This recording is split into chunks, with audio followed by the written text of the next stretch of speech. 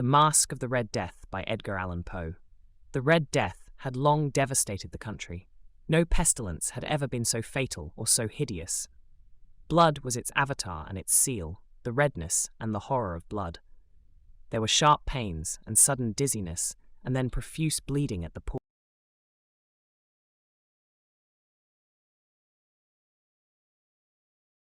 Ban which shut him out from the aid and from the sympathy of his fellow men. And the whole seizure, progress and termination of the disease were the incidents of half an hour. But the Prince Prospero was happy and dauntless and sagacious. When his dominions were half depopulated, he summoned to his presence 1,000 hale and light-hearted friends from among the knights and dames of his court, and with these retired to the deep seclusion of one of his castellated abbeys. This was an extensive and magnificent structure, the creation of the prince's own eccentric yet august taste. A strong and lofty wall girdled it in.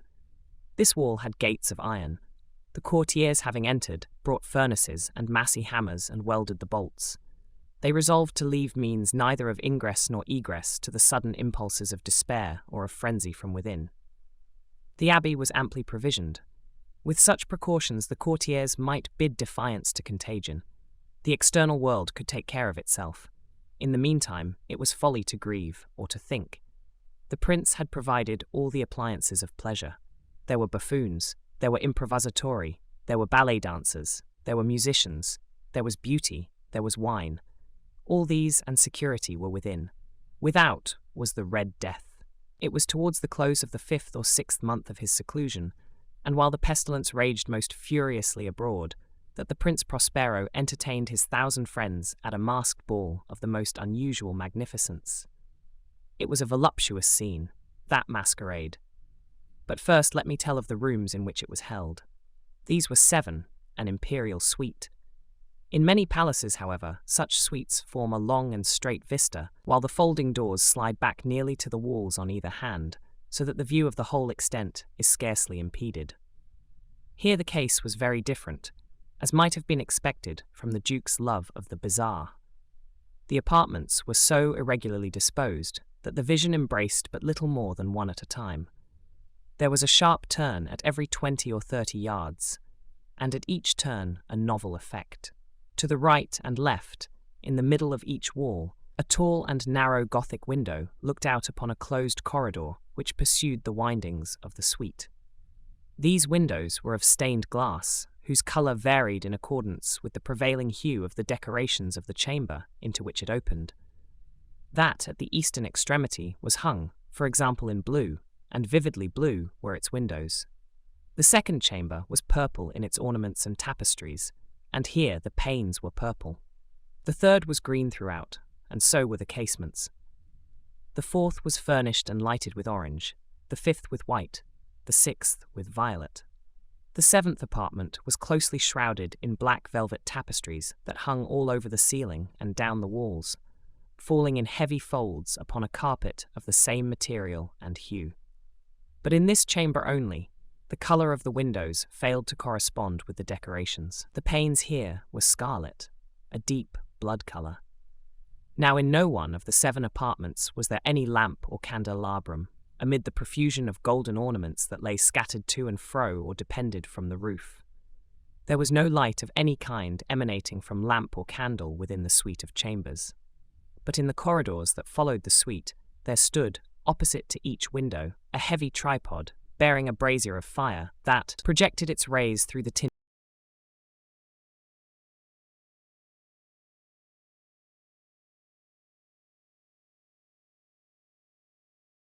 But in the western or black chamber, the effect of the firelight that streamed upon the dark hangings through the blood-tinted panes was ghastly in the extreme, and produced so wild a look upon the countenances of those who entered, that there were few of the company bold enough to set foot within its precincts at all. It was in this apartment also that there stood against the western wall a gigantic clock of ebony.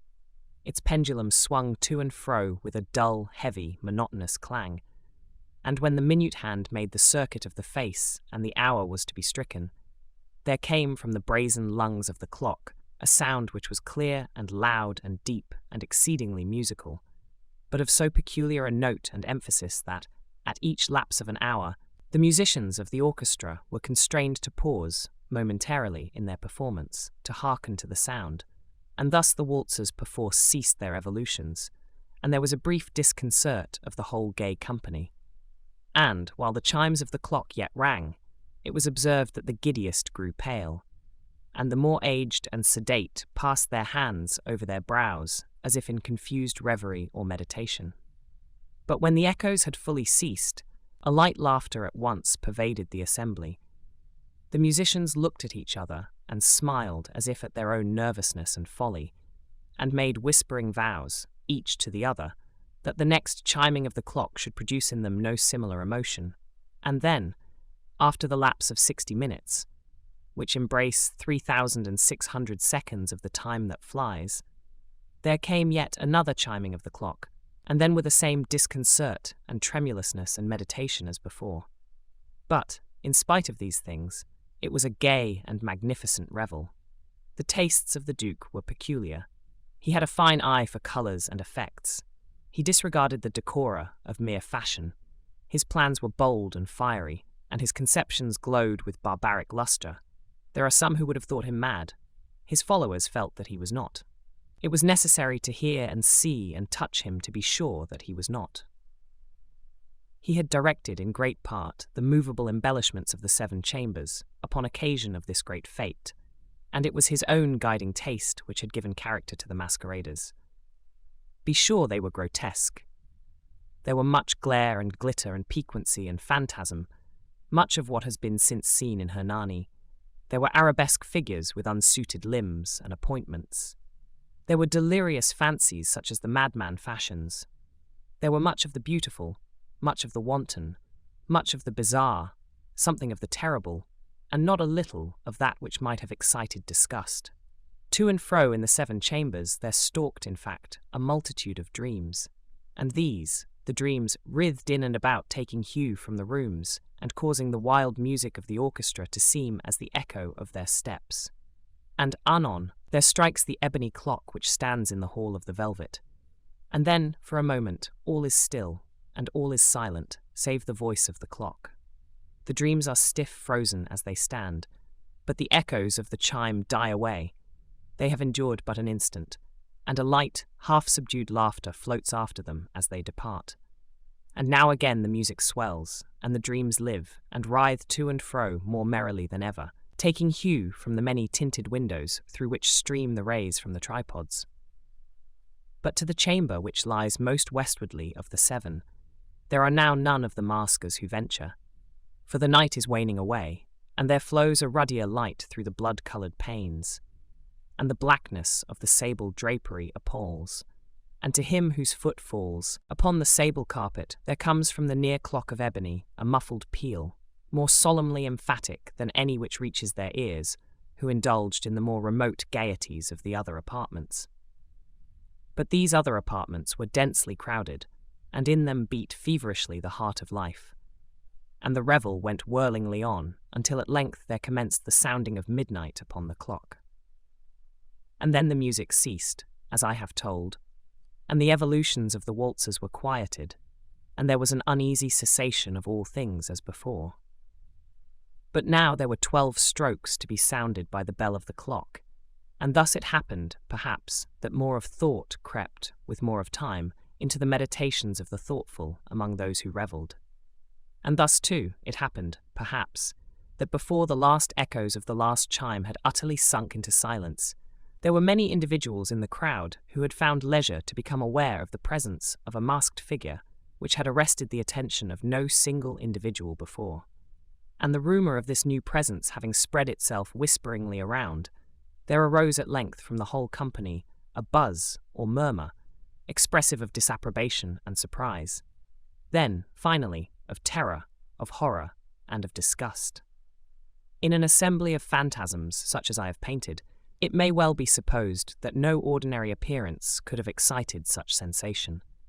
In truth, the masquerade license of the night was nearly unlimited, but the figure in question had out-Heroded Herod and gone beyond the bounds of even the prince's indefinite decorum. There are chords in the hearts of the most reckless which cannot be touched without emotion. Even with the utterly lost, to whom life and death are equally jests, there are matters of which no jest can be made. The whole company, indeed, seemed now deeply to feel that in the costume and bearing of the stranger, neither wit nor propriety existed. The figure was tall and gaunt, and shrouded from head to foot in the habiliments of the grave. The mask which concealed the visage was made so nearly to resemble the countenance of a stiffened corpse that the closest scrutiny must have had difficulty in detecting the cheat.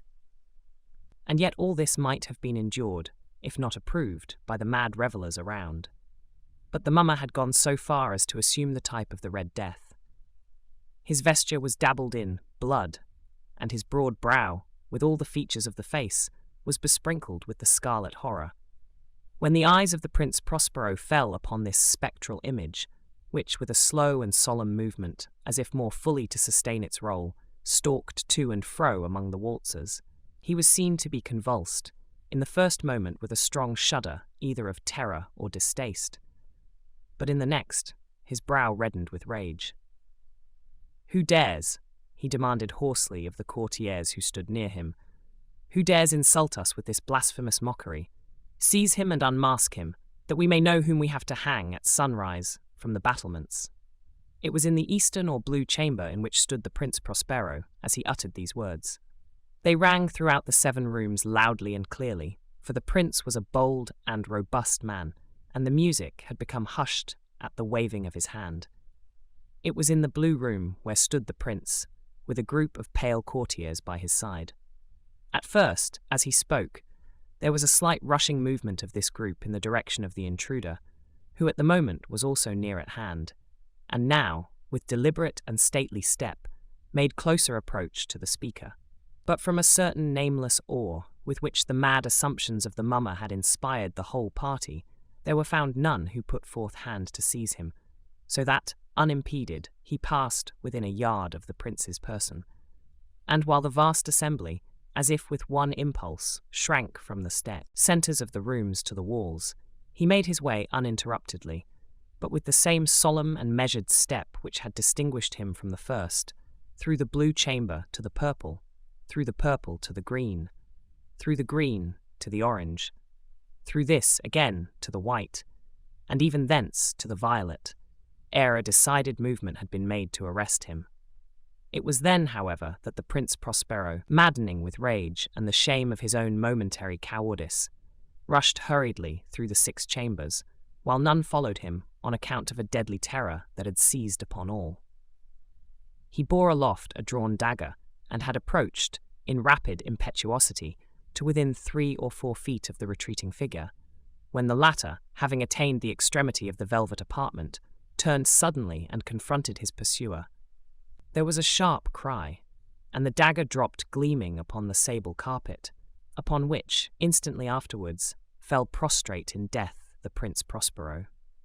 Then, summoning the wild courage of despair, a throng of the revellers at once threw themselves into the black apartment, and seizing the mummer, whose tall figure stood erect and motionless within the shadow of the ebony clock, gasped in unutterable horror at finding the grave cerements and corpse-like mask, which they handled with so violent a rudeness, untenanted by any tangible form. And now was acknowledged the presence of the Red Death.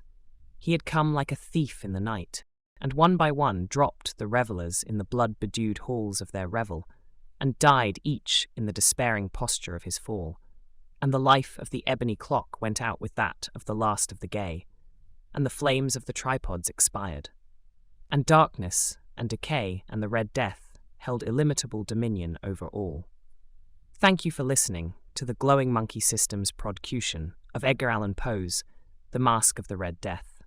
If you enjoyed this production, please like and subscribe to the channel.